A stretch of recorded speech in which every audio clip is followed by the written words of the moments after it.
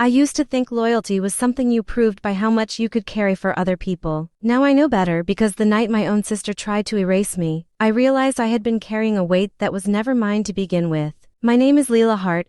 I am 33 years old, and for as long as I can remember, I have been the one who fixes things.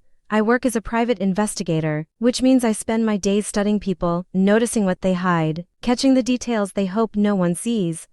I can tell when someone is lying just by the way their voice shifts, or when a story feels too clean to be real.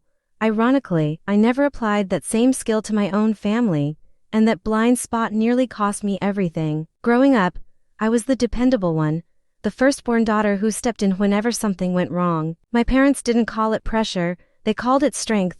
They praised me for being responsible, for never complaining, for always finding a way to make things work. What they really meant was that I was the one who would sacrifice without asking questions. Over time, that role became my identity, and I carried it into adulthood without even realizing how much it was shaping my life. 7 years ago, my younger sister Emily got accepted into medical school. It was supposed to be a proud moment for all of us, but behind the celebration was a quiet expectation that somehow became my responsibility. Tuition was expensive, rent was high, books and exams never seemed to end, and our parents made it clear that helping her succeed was a family effort. What they didn't say out loud was that I would be the one funding most of it. I took extra cases, worked late nights, and cut corners in my own life just to keep up with the expenses. I ate cheap meals, drove a car that sounded like it might fall apart at any moment, and said no to things I wanted because Emily needed something more important. Every payment I made felt like an investment in her future,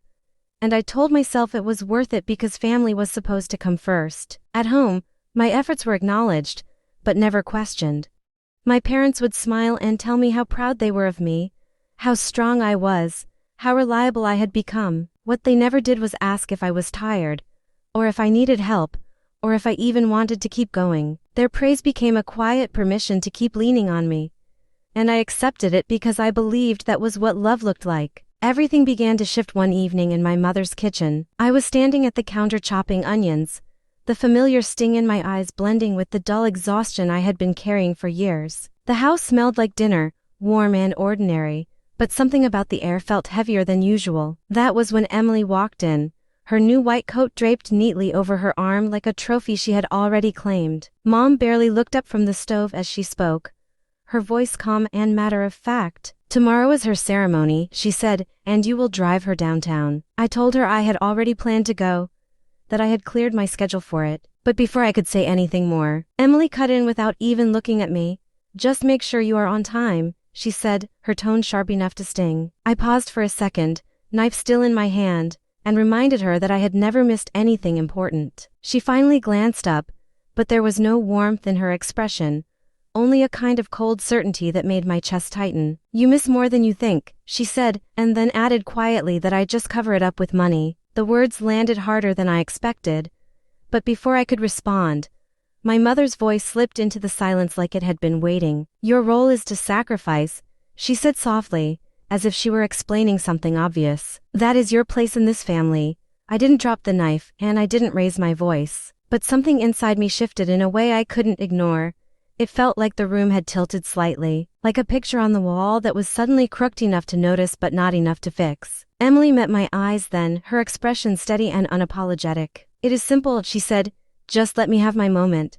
I didn't answer her, because I didn't trust myself to speak without saying something I couldn't take back. Instead, I finished chopping the onions and told myself it was just stress, just another small moment that would pass like all the others. 3 days later, my grandfather, Henry, passed away, and everything changed in a way none of us were prepared for. Grief should have been the center of those days, but instead it quickly turned into schedules, paperwork, and quiet negotiations about what came next. In the family group chat, Emily casually mentioned that the inheritance hearing would need to be delayed so it wouldn't interfere with her work. My mother asked me to handle the legal filings, and my father added a short message about how we all had to make sacrifices. I agreed without hesitation because that was what I always did. I handled the documents, spoke to the lawyers, and made sure everything was in order, even while I was still trying to process the loss of the man who had always treated me with more kindness than anyone else in my family. 2 weeks after the funeral, I thought things were settling down, until a deputy knocked on my door and handed me a stack of papers that made my hands go cold. Emily was contesting the will, and according to her claim, the financial support I had given her over the years was not generosity, but manipulation.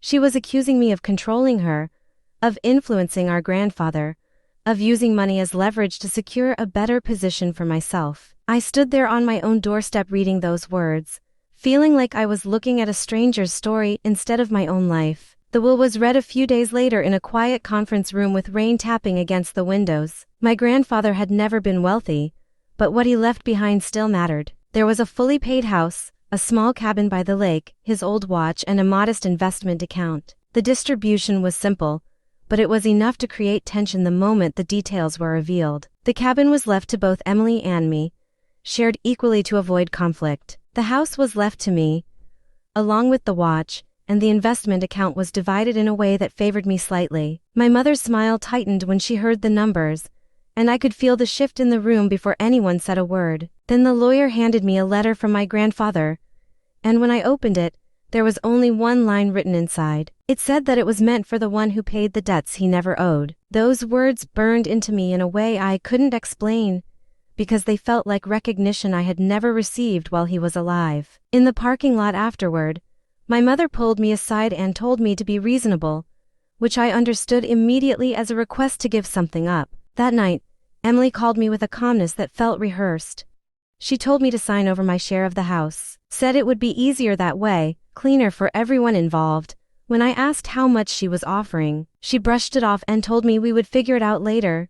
Then, she told me to do the right thing, as if the definition of that had always been hers to decide. For the first time in years, I pushed back. I told her I wanted the house, that I wasn't going to give it up. There was a pause on the line, and when she spoke again, her voice had changed completely. She said I was to focus on rules because I didn't understand what love really meant. And that sentence stayed with me long after the call ended. 2 weeks later, the legal papers arrived, and this time they were far worse than before. Emily's claim had expanded into a full accusation, including coercion, undue influence, and even suggestions that our grandfather had not been in the right state of mind when he made his decisions. Attached to the documents were photos of me leaving his house, screenshots of messages I had sent, and copies of every check I had written over the years. Each piece of evidence had been twisted just enough to change its meaning, turning support into control, generosity into strategy. I sat at my table reading every page until the anger stopped feeling chaotic and started feeling precise. That was when I did what I should have done from the beginning. I stopped reacting like a sister, and I started thinking like an investigator. I opened my safe and began gathering everything I had kept over the years. Bank transfers, receipts, loan statements, payment confirmations, every record of what I had given and where it had gone. It was all there. A complete timeline of 7 years of support that could not be denied or rewritten. Then I added something else, a sealed envelope I had found in my grandfather's desk, addressed to Emily but never opened. The morning of the hearing, I wore the same black suit I had worn to the funeral and met my lawyer, Daniel, outside the courthouse. My father tried to smooth things over with a quiet suggestion that we should settle like adults. And Emily barely looked at me as she told me not to make a scene. I didn't respond to either of them, because I knew that whatever happened next would speak louder than anything I could say. Inside the courtroom, Emily's lawyer presented her case with calm confidence, listing each accusation as if it were undeniable truth. He held up the documents, the photos, the messages, framing them in a way that painted me as someone calculating and manipulative. I watched the judge carefully, looking for any sign of doubt or reaction, but his expression remained unreadable. When it was our turn, Daniel stood and asked me a simple question about where my money had gone over the past 7 years. I answered honestly, saying it had gone to my sister because I believed in her. There was a faint sound from Emily, something between a laugh and a scoff, but I didn't look at her.